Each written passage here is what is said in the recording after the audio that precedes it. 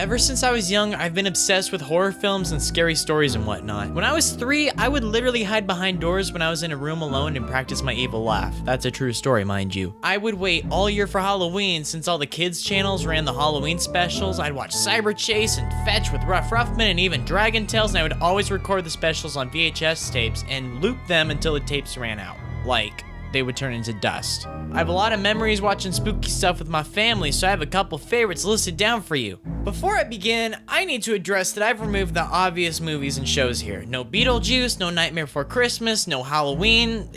You already know this is good. Like, I'm making this list for you to discover stuff instead of like reaffirming your opinions, okay? So like, a lot of these you probably haven't heard of. If you have heard of a few, good for you. Also, it's worth noting that items 10 through 2 are kind of just thrown together. It's not like number 8 is inherently worse than number 4. It is not a ranked list, except for number 1. So we're gonna climb through these together. This is all building up to number 1. Number 1 is better than all of them, okay? Also, some mild spoilers will be explored through some of these, so if you find a movie or show that looks kind of interesting, just skip the segment. All the timestamps are in the description, so you don't have to just stop watching completely. So slip on your ghost onesie and mix the candy corn with the popcorn, which is really good, by the way, because we're about to start digging in right now with number 10.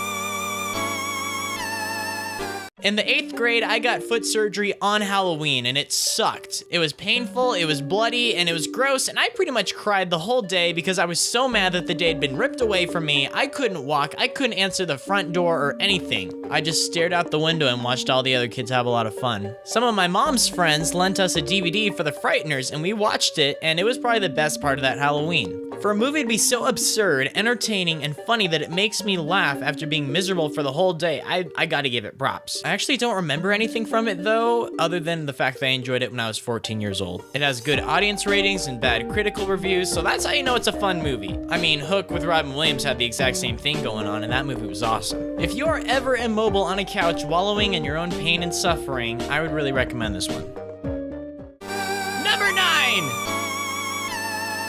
This movie just came out like a month or 2 ago as of the time of making this video, and I loved everything about it. The writing, the acting, the cinematography, the horrific violence against children. It was everything that I wanted it to be, being just true enough to the original to satisfy fans of the novels while still being accessible for new audiences. When I initially saw this movie, we saw it in D-box seats in the theater. That meant that the chairs rocked and moved, which was a totally different experience. Not only were the jump scares loud, they practically threw you around, adding a whole new level of suspense to the experience. Hopefully it'll be remembered as a classic someday. And quit lying to yourself, the 2017 version is worlds better than the 90s one. Number 8! Here's a word you don't hear very often, aesthetic. You probably hear that every day if you're an emo kid. This episode looks like Halloween. The sky and the horizon, they're dark, they're pumpkins, they're ghosts, this looks so good. SpongeBob is getting spooked nonstop by his friends, from Squidward to Krabs pranking him to Miss Puff spooking him to even Patrick freaking him out by accident. He and Patrick come up with some pretty elaborate prank to pull on the Krusty Krab and scare everyone half to death, until Patrick loses control of SpongeBob and exposes his identity. Everybody starts laughing until the real Flying Dutchman appears and expresses how disgusted he is that everyone is exploiting his likeness for cheap Halloween gags and smearing his reputation among other sea creatures. This is oddly relevant right now, whoa. As punishment, the Dutchman threatens to take everyone's souls and then he takes away SpongeBob's costume and then he panics at the sight of SpongeBob's brain. See, he had this weird idea to cut off the sides of his head to make his head more round since, ghost heads are round, and that kind of freaks everyone out in the room. So why should you watch this despite the fact that I just told you the entire episode? Simple. The artwork is outstanding. I love how much this looks and I love how it plays out. It's simple, it's fun, it's ironic, and it's spooky, and it's everything that I want from a Halloween special. It's radical. Number 7! This movie is so awesome! How come nobody talks about it anymore? My dad took me to see this when I was 7 years old in the theaters and it scared me half to death. It was so much more loud and dark and scary than I was anticipating, and I loved every single second of it. This movie is so much better than it has any right to be. Not only is it smart, witty, scary, but it also has a lot more heart and soul than a lot of animated movies, period. It's mature and it takes its subject matter oddly seriously. I mean, an evil house that eats people. Since they take it seriously, you start to take it seriously too. They put the house of asleep with a masked vacuum cleaner full of sleep medicine. This is a real and crucial plot point in the actual film. And if you were to concentrate everything that makes Halloween awesome, it would probably look a lot like this movie. There's adventures, there's scares, there's friends, and crawling around the neighborhood late at night. I love that. I love this film. Please rent it. Number 6. What? Why is Diary of a Wimpy Kid on this list? It's not scary one bit. Yeah, no duh. It's just about a suburban kid trying to navigate the 6th grade, and it's wonderful. One of my favorite family movies by a long shot. This movie's on the list because the Halloween segment in it is incredible. I adore it. Frank hides on the roof and throws a garbage can full of water on the trick-or-treaters. Rowley's mom made him a costume. Roderick scares Greg with an urban legend about Devil Worshipper Woods. Oh, it's so funny. It is suburban goodness, which is going to be a recurring theme in this list, by the way, because I love those vibes, because that's what I grew up with. All of my Halloween memories are about exploring neighborhoods and pranks and shenanigans and stories about the local culture. This segment of the movie captures it perfectly. I love it. I love this movie. I love this book. Do yourself a favor and check it out.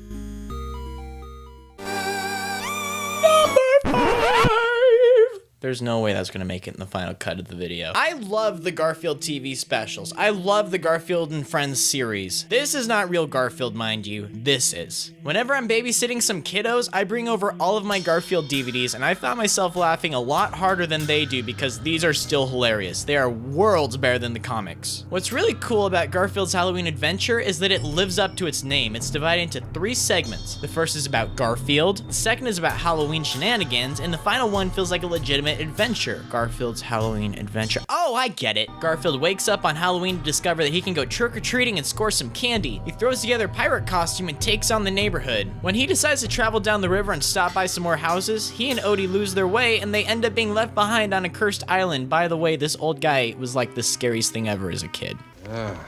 This is more like it. Remember that comment about suburban goodness I made like 3 seconds ago? That's still relevant. This looks wonderful, and it has like a great pumpkin vibe about it. It's great, and it's one of my all-time favorites. Number 4! Do you remember Alvin and the Chipmunks? Not this, but this! This is real Alvin and the Chipmunks, and I love these. These were so much fun as a kid, and Alvin and the Chipmunks Meet the Wolfman was like my favorite Chipmunks movie. My favorite genre in film has to be called 80s Strange Invaders. I just made that up right now. Neighborhood kids band together in a small town and deal with an alien or a monster or some other villain. Movies like Goonies, Super 8, Stranger Things, Gremlins, The Monster Squad, E.T., Midnight Special, just, such good movies. It's like a weirdly specific classification, but like, it totally exists. These movies are a lot of fun because they remind me of being a kid again. And there's always an even mix of action, effects, and spooks too. I think that's why I enjoyed 2017's It so much. That counts as like an 80s Strange Invader movie, by the way. Alvin and the Chipmunks Meet the Wolfman is kind of like a Strange Invaders film in a way. It's packed to the brim with a lot of adventure, silly October vibes, and just, heck, it's so nostalgic. Like, the Wolfman moves next door, that's awesome. And now Theodore's a werewolf? What? Alright, so if he's like half human, half chipmunk, half werewolf, that's 150% what the heck, dude.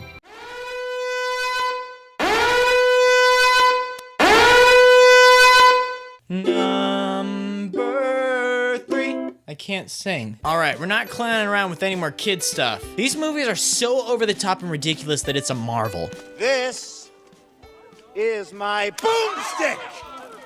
You can find this in the sporting goods department. See, the first Evil Dead movie was an honest attempt at horror, and it came off being like really campy. Upon realizing how successful yet cheesy their movie was, the filmmakers just ran with the whole thing in Evil Dead 2. It is the best example of mixing horror and comedy. Let me just reiterate, the canon storyline drags the main character from a haunted cabin in the woods to an interdimensional medieval kingdom, and then to a supermarket to fight demons. I'll swallow your soul! Come get some. This movie is so good! The remake was a bit controversial because it didn't have any of the comedy elements that made the original so iconic. However, they went completely overboard with the graphic and disturbing effects. I thought it was an excellent homage to the originals and a super radical post-credit scene too, if you haven't ever seen that. My little brother considered himself like a horror movie expert until I showed him this movie and he tapped out. He could not handle it. Although he has since been able to finish it, so I mean, in case he's watching. Ash vs. the Evil Dead, it's alright. It's not nearly as groovy as the originals. Seem to be in the minority with this. They're still fun to watch. I tore through the first season in like a day. It just felt too much like a cable horror series. I don't know, maybe it's just me. But if I ever have a friend staying the night, I always pull out the Evil Dead films on VHS. These are like a sleepover staple from my childhood, and I still rip them out every summer, and I love them. Hey, this is number 2, buddy. The Addams Family movie, excellent. The Addams Family values, stupendous, flawless, excellent. They took everything that was already good about the great Addams Family movie and they just tripled it for the sequel. This movie is so funny, it's so clever, it's so witty, and it's so iconic that I consider it one of my favorite films of all time. Make this official. I want the Blu-ray copy in my coffin when they bury me in case Eternal Oblivion has like an entertainment center, because I can sit through this puppy over and over and over and over. And so let's just look back on all the Halloween films and decipher what was so great about them and why I'm picking my number 1 spot. In case it's not apparent, I love suburban adventure vibes, I like camaraderie with kids hunting down ghouls, a good art direction is super important to me. What film could possibly encapsulate all these qualities? It's this one, it's really good. Directed by Michael Dowtry, I don't know, he even made Krampus. Trick or Treat is the ultimate Halloween movie. It is a tradition in my house. I even watch it during July when I'm feeling nostalgic for spooky season again. It's like a horror version of Pulp Fiction. It has intertwining narratives and they influence one another. There are a ton of horror tropes that are explored in this movie and it's hilarious. Slasher, strange invaders, home invasion. Did I mention that I adore Trick or Treat? This movie is so clever, it's so ironic, while simultaneously having some pretty shocking and horrific imagery, particularly directed towards children. Like, a lot of kids die horribly in this movie. And oh my god, look at that art direction! This dude gets Halloween. This is what it looks like. This is what it feels like. Everything is so spot on, and it's a perfect mix of lighthearted with evil. This movie has achieved cult status, and for a good reason. I love the lore, I love the characters, it is bragging for a massive fan base because it totally deserves it. Plus, the director himself is working on a sequel. Get on top of it, dude, I want more of this! Please watch this movie, do yourself a favor, have a party, buy some candy, watch this with your friends, maybe send me a picture of it on Twitter. Oh snap, transition to all the YouTubey stuff. On top of sending me a picture of your sick party on Twitter, maybe you should follow me there too. And you should probably subscribe on here, yo. I'm doing a lot of spooky, scary Halloween content all month. There may or may not be a super radical collaboration with the King and Queen of Losers coming up, so you should definitely get familiar with them before, you know, I drop the sick video this month. Wow, that was actually pretty brief. Thank you so much. Remain savory, cuties. I'll see you next week. Gonna be alright. Everything gonna be alright. Don't you be afraid when things go bump in the night. Get closer to me and baby hold on tight. 'Cause everything's gonna be alright. Everything's gonna be. I know a thing or two about music.